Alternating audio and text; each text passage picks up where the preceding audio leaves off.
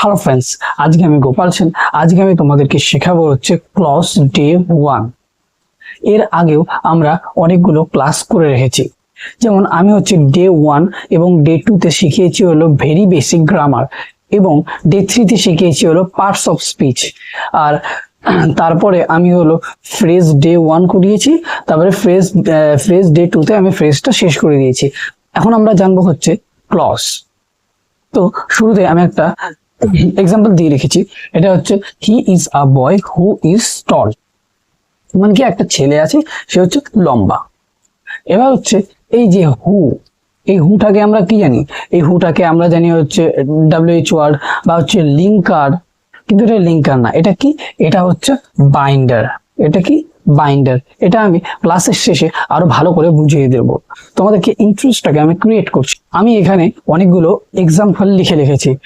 ফ্রেজের example, ক্লজের example, ফ্রেজের example আর ক্লজের example আমি একটা একটা করে লিখেছি। তোমাদেরকে এখানে পার্থক্য বুঝতে হবে, ফ্রেজ আর ক্লজের মধ্যে পার্থক্যটা জানতে হবে। এটা কি? আই নো হিজ নেম, আমি জানি তার নাম। এটা কি? এই বাক্যটা কি? এইটা হচ্ছে, এটা কি ফ্রেজ? এটা হচ্ছে কি? এটা হচ্ছে নাউন ফ্রেজ। এটা কি? Noun phrase. এবার কি? I know what his name is, এই যে আমি জানি কি তার নামটা। এটা কি হবে? এটা হচ্ছে হলো নাউন ক্লজ। এবার নাউন ফ্রেজ আর নাউন ক্লজ, এটার মধ্যে পার্থক্যটা কি? এবার হচ্ছে ক্লজে ফাইনিট ভার্ব থাকে, কিন্তু নাউন ফ্রেজে ফাইনিট ভার্ব থাকে না। এবার কথাটা হচ্ছে ফাইনিট ভার্বটা কি? ফাইনিট ভার্বটা হলো এই যেমন এটা ইজ। এখানে দেখো I know what his name is, এখানে এই যে ফাইনিট ভার্বটা আছে, এই জন্য এটা হবে হচ্ছে নাউন ক্লজ। আর হচ্ছে এখানে আই নো হিজ নেম, আমি জানি তার নাম। এখানে দেখো কোনো ফাইনিট ভার্ব নেই। যেখানে ফাইনিট ভার্ব থাকবে না সেটা হচ্ছে নাউন ফ্রেজ, আর যেখানে হচ্ছে ফাইনিট ভার্ব থাকবে সেটা হচ্ছে নাউন ক্লজ, সেটা ক্লজের আওতায় পড়বে। অল হার ওয়ার্ডস আর ট্রু, এটা কি? এটা হচ্ছে তোমার হচ্ছে নাউন ফ্রেজের আওতায় পড়ে, নাউন ফ্রেজ। এটা কি? হোয়াট হি সেইজ হিজ ট্রু, সেটা বলেছে সেটা সত্যি। এখানে কি? ফাইনাইট ভার্ব আছে, এখানে ফাইনাইট ভার্ব আছে, তাহলে এটা কি হবে? এটা হয়ে যাবে হচ্ছে নাউন ক্লজ। তাহলে আমরা নাউন ফ্রেজ আর নাউন ক্লজের মধ্যে আমরা পার্থক্যটা বুঝতে পারলাম। মানে ক্লজে ফাইনিট ভার্ব থাকে আর ফ্রেজে ফাইনিট ভার্ব থাকে না। এখানে বোঝাই গেল এখানে কি কোনো ফাইনিট ভার্ব নেই, তাই এটা কি নাউন ফ্রেজ। আর এখানে কি ফাইনিট ভার্ব আছে, এখানে কি ফাইনিট ভার্ব আছে, এই জন্য এটা হচ্ছে নাউন ক্লজ, এটা ক্লজের আওতায় পড়বে। এটাও ঠিক তেমন, এখানে হচ্ছে ফাইনিট ভার্ব আছে, এই জন্য এখানে ফাইনিট ভার্ব আছে, এই জন্য এটা কি হয়ে গেল? এটা হয়ে গেল হচ্ছে নাউন ক্লজ। তাহলে বুঝতে পারলে যে ক্লজটা কি। আমি এইটুকু জানার জন্য আমি এটার জন্যই বললাম যে আমাদের আগে সেন্স ক্লিয়ার করতে হবে যে ক্লজটা কি। ক্লজ আর ফ্রেজের মধ্যে কিন্তু পার্থক্য আছে, ঠিক আছে? আমি ফ্রেজের ক্লাস এর আগেও করিয়েছি, এর আগের ভিডিওতে আমার আছে। ফ্রেজ আমি ডে 1 আর ডে 2 করে বুঝিয়েছি। তোমরা যদি ফ্রেজ বুঝতে চাও তাহলে এই ক্লাসের পরে তোমরা ফ্রেজটা গিয়ে বুঝতে পারো। ডে 1 ডে 2 করে আমি ভালো করে বুঝিয়েছি। আজকে হচ্ছে ক্লজ। তাহলে আমরা হচ্ছে ক্লজ আর ফ্রেজের মধ্যে পার্থক্যটা বুঝে গেলাম যে ফ্রেজে ফাইনিট ভার্ব, নাউন ফ্রেজে ফাইনিট ভার্ব থাকে না, কিন্তু ক্লজের ক্ষেত্রে ফাইনিট ভার্ব থাকে। এবার হচ্ছে ক্লজ কয় প্রকার? ক্লজ হচ্ছে 3 প্রকার। একটা হচ্ছে প্রিন্সিপাল ক্লজ, একটা হচ্ছে সাবঅর্ডিনেট ক্লজ, আর একটা হচ্ছে কোঅর্ডিনেট ক্লজ। এবার আমরা জানবো মানে প্রিন্সিপাল ক্লজটা কি, সাবঅর্ডিনেট ক্লজটা কি, আর হচ্ছে কোঅর্ডিনেট ক্লজটা ওটা পরে জানবো। এবার আমরা জানবো হচ্ছে প্রিন্সিপাল ক্লজ আর হচ্ছে সাবঅর্ডিনেট ক্লজ কি। দেখি, প্রিন্সিপাল ক্লজ মানে আমরা বুঝতেই পারছি যেটা হচ্ছে ইন্ডিপেন্ডেন্ট, যেটা কারোর উপর ডিপেন্ড করবে না। আর সাবঅর্ডিনেট ক্লজ এটা হচ্ছে ডিপেন্ডেন্ট ক্লজ, মানে এটা নির্ভর করবে। এবার দেখি যে প্রিন্সিপাল ক্লজটা কেমন আর হচ্ছে সাবঅর্ডিনেট ক্লজটা কেমন, এটা আমরা জানবো এখন। যে হচ্ছে this is the boy who is not attentive in the class. এখানে কি? এখানে হচ্ছে প্রিন্সিপাল ক্লজটা কোনটা? দিস ইজ দ্য বয়, এইটুকটা হচ্ছে হলো প্রিন্সিপাল ক্লজ। আর এখান থেকে who is not attentive in the class, এটা হচ্ছে কি সাবঅর্ডিনেট ক্লজ। মানে কি এখানে কি হয়েছে, who is not attentive in the class, মানে যে এই ক্লাসের মধ্যে মনোযোগী নয়। কে মনোযোগী নয়, মানে কেউ এই ক্লাসের মধ্যে মনোযোগী নয়, কে মনোযোগী নয়। যদি এইটার আমি অ্যান্সারটা জানতে চাই তাহলে আমাকে এর দিকে তাকাতে হবে, এর দিকে তাকাতে হবে। যদি আমি এটার অ্যান্সার পেতে চাই তাহলে আমাকে এর দিকে তাকাতে হবে। এই ছেলেটির ক্লাসে কোনো মনোযোগ নেই, এর দিকে তাকাতে হবে আমাকে। তাহলে কি এটা হচ্ছে এমনি বুঝতে হবে, এটা হচ্ছে প্রিন্সিপাল ক্লজ বা ইন্ডিপেন্ডেন্ট ক্লজ। আর এটা হচ্ছে নিজস্ব কোনো মানে নেই, এই জন্য এটা হচ্ছে সাবঅর্ডিনেট ক্লজ। মানে এটার যদি আমি অর্থ যদি সম্পূর্ণ বুঝতে চাই, who is not attentive in the class, মানে যে এই ক্লাসের মধ্যে মনোযোগী নয়, কে ক্লাসের মধ্যে মনোযোগী নয়। যদি আমি এই অ্যান্সারটা যদি জানতে চাই, সম্পূর্ণ যদি করতে চাই, তাহলে আমাকে এই দিকে তাকাতে হবে, এই প্রিন্সিপাল ক্লজের দিকে তাকাতে হবে। তখন আমরা জানতে পারবো একটা ছেলের ক্লাসের প্রতি মনোযোগ নেই। বুঝতে পারলাম, এটা হচ্ছে প্রিন্সিপাল ক্লজ, এটা হচ্ছে সাবঅর্ডিনেট ক্লজ। এবার আরেকটা হচ্ছে what he says is true.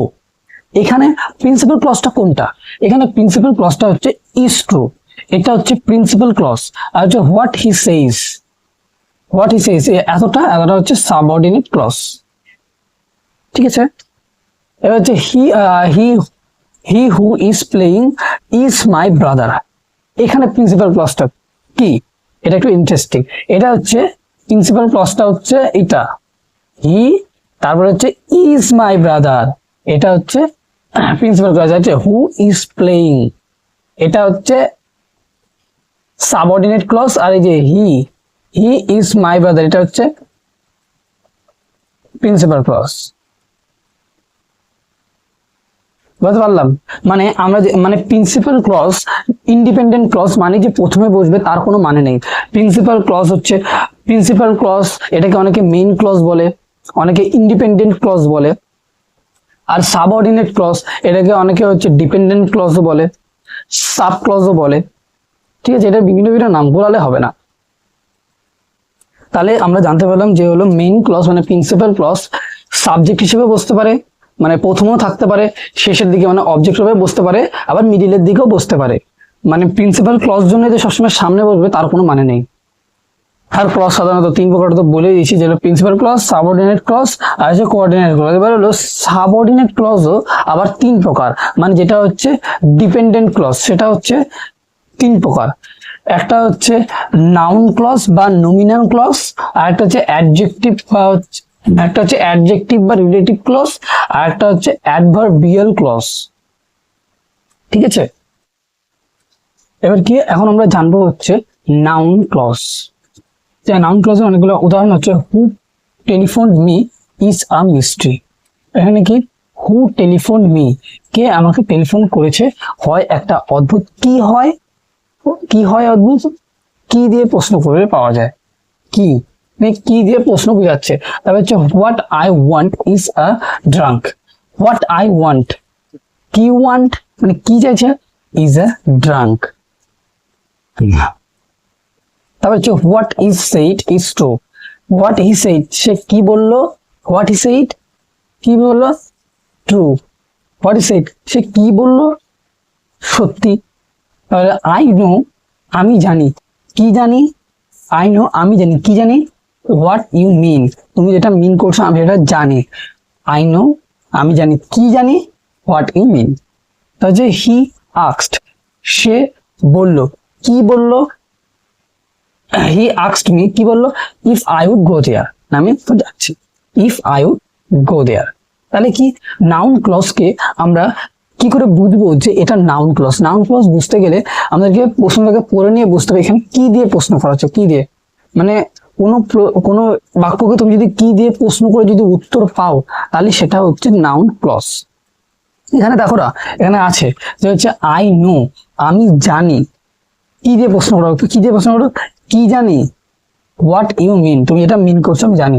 তবে কি what is said, what is said সে কি বললো, হোয়াট ইজ সেইড সে কি বললো মানে কি দিয়ে প্রশ্ন করলো, কি বললো, ইজ ট্রু সত্য।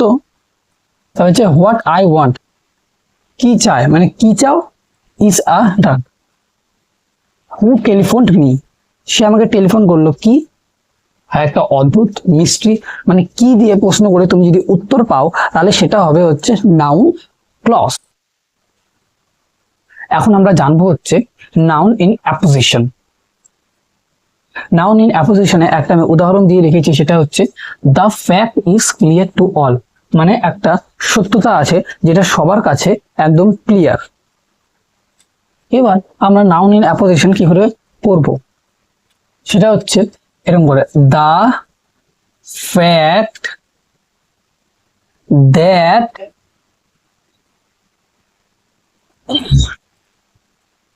হি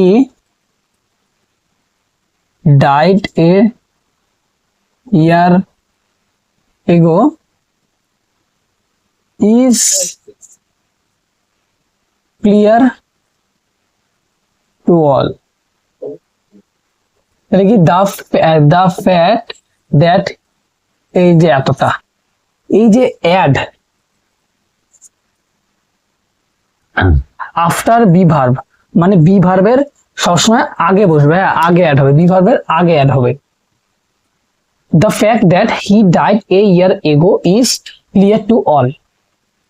এই যে এতটা পরিমাণ আমরা যে অ্যাড করলাম, এটাকে নাউন ইন অ্যাপোজিশন বলে। তাহলে আমাদের কাছে ফ্যাক্টটা সম্পূর্ণ ক্লিয়ার হয়ে গেল, মানে কি ফ্যাক্ট ওটা আমরা জেনে গেলাম যে হি died a year ago is clear to all. ঠিক আছে, এই যে অ্যাড করার পদ্ধতি, এটাকেই নাউন ইন অ্যাপোজিশন বলে। এবার আমরা জানবো হচ্ছে অ্যাপোজিশন। অ্যাপোজিশনটা কি? অ্যাপোজিশন হচ্ছে দুই প্রকার, একটা হচ্ছে নমিনেটিভ। নমিনেটিভ মানে কোনটা, ওই আমি এর আগে একটু আগে শেখালাম না যে হচ্ছে the fact is clear to all, ওখানে হচ্ছে দ্য ফ্যাক্ট, ওই দ্য ফ্যাক্টটা হচ্ছে নমিনেটিভ।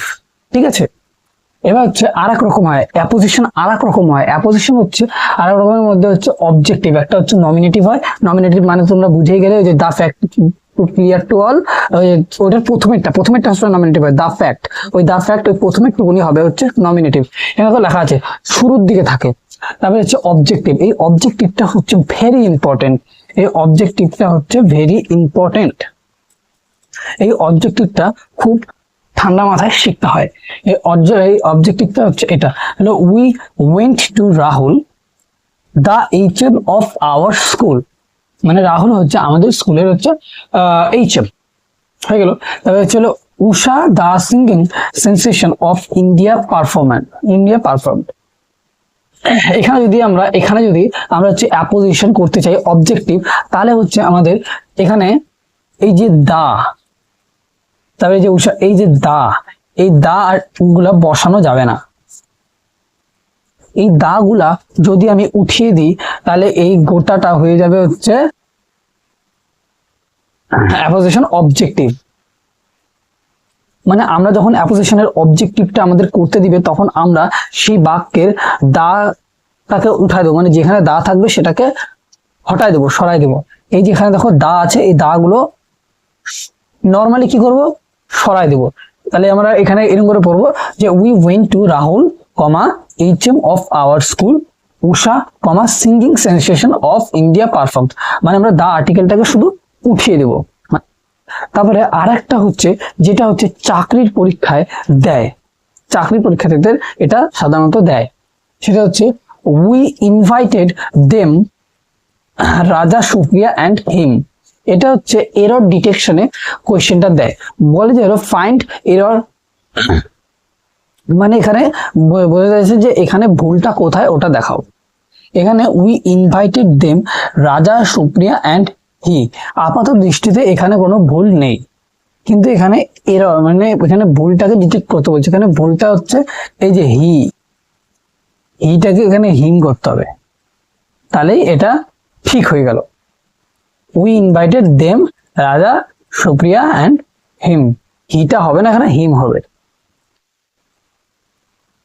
এবারে আমি আসবো একদম আমি প্রথমে তোমাদের বলেছিলাম, মানে এই ক্লাসের প্রথমে তোমাদের একটা জিনিস দিয়ে আমি বলেছিলাম যে এটাকে বলে বাইন্ডার। ওই যে হুটাকে দিয়ে বললাম না, এটা একটা বাইন্ডার, ওটাই আমি এখন বিশদে বোঝাবো। সেটা হবে হচ্ছে লিঙ্কিং ওয়ার্ড, যেটাকে বলে হচ্ছে লিঙ্কিং ওয়ার্ডস বা হচ্ছে কানেক্টরস, যেমন হচ্ছে বাইন্ডার্স আর লিঙ্কার্স। বাইন্ডার আর ক্লজের ক্ষেত্রে বাইন্ডার আর লিঙ্কার কিন্তু আলাদা জিনিস, ঠিক আছে। বাইন্ডার, এই বাইন্ডার্স এর মধ্যে কি কি আসে? বাইন্ডার্স এর মধ্যে হচ্ছে if, as, because, WH word এগুলো আসে, ঠিক আছে। বাইন্ডার্স এর মধ্যে if, as, because, WH word etcetera, যেটি যেটি হচ্ছে প্রিন্সিপাল ক্লজ আর হচ্ছে সাবঅর্ডিনেট ক্লজকে যুক্ত করে। মানে যেই WH ওয়ার্ড যেমন হু, হোয়াট, হুইচ, মানে এগুলো WH ওয়ার্ড বা ইফ, বিকজ যেগুলো হচ্ছে সাব প্রিন্সিপাল ক্লজ এবং সাবঅর্ডিনেট ক্লজকে যুক্ত করে, সেটা হচ্ছে হলো সেটাকে বলবে হচ্ছে বাইন্ডার্স। মানে দুটো আলাদা, প্রিন্সিপাল ক্লজ আর সাবঅর্ডিনেট ক্লজকে যেটা যুক্ত করবে, যে WH ওয়ার্ড বা বিকজ যেটা যুক্ত করবে সেটাকে আমরা বলবো হচ্ছে বাইন্ডার্স। আর এদিকে লিঙ্কার্স কাকে বলে? এবার লিঙ্কার আমরা কি করে বুঝবো যে এটা লিঙ্কার? যেটা হচ্ছে প্রিন্সিপালকেই যুক্ত করবে। যেমন আমি একটা উদাহরণ দিয়ে দিই, সেটা হচ্ছে হি, মানে কি he went there and he saw me. এখানে এটাও প্রিন্সিপাল ক্লজ, এটাও প্রিন্সিপাল ক্লজ। মানে এটার অর্থ বুঝতে গেলে আমাকে সামনেরটার দিকে তাকাতে হচ্ছে না, আর যদি আমি সামনেরটার অর্থ যদি আমি বুঝতে চাই তাহলে আমাকে পেছনটার দিকে তাকাতে হচ্ছে না। মানে কি, এটাও প্রিন্সিপাল ক্লজ মানে হলো ইন্ডিপেন্ডেন্ট ক্লজ, এটাও ইন্ডিপেন্ডেন্ট ক্লজ মানে প্রিন্সিপাল ক্লজ। প্রিন্সিপাল ক্লজকে যেটা যুক্ত করাবে সেটা, এই যে অ্যান্ড, যেমন এখানে হচ্ছে অ্যান্ড যুক্ত করিয়েছে, এই অ্যান্ডটা হচ্ছে হলো লিঙ্কার্স, ঠিক আছে। এটাও প্রিন্সিপাল ক্লজ, এটাও প্রিন্সিপাল ক্লজ, এই দুজনকে যুক্ত করছে কি? এই দুজনকে যুক্ত করছে হলো অ্যান্ড, এই অ্যান্ডটা হলো লিঙ্কার। তাহলে বুঝতে পারলাম, যদি হচ্ছে একই মানে প্রিন্সিপাল ক্লজ এবং প্রিন্সিপাল ক্লজকে যখন